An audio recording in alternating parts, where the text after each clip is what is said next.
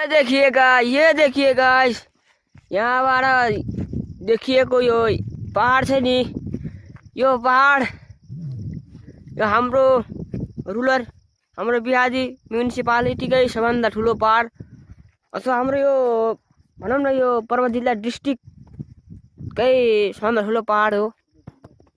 यो पहाडमा विभिन्न देवी देवताले बसोबास गरेको र कुनै बेला यहाँ राजाले पनि बसोबास गरेर 2224 भन्ने एउटा पहिलाको राज्य थियो नि, त्यति बेलाको यहाँ यो पहाडमा पनि एउटा राज्य थियो भन्ने यहाँको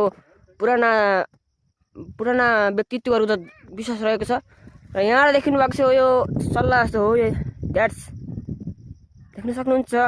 यहाँ एउटा मन्दिर छ, यो मन्दिर पनि एउटा 2224 राज्य जस्तै थियो। यहाँ पनि राजाको बसोबास गर्ने थिए, पहिला राजाको बसोबास हुन्थ्यो। राजा गइसकेपछि यहाँ एउटा देवी थानको रूपमा पहिलादेखि यहाँ चैत दसैँ र बडा दसैँमा यहाँ मेला लाउने, रागाबाठा काट्ने यताउति सबै गरिन्छ।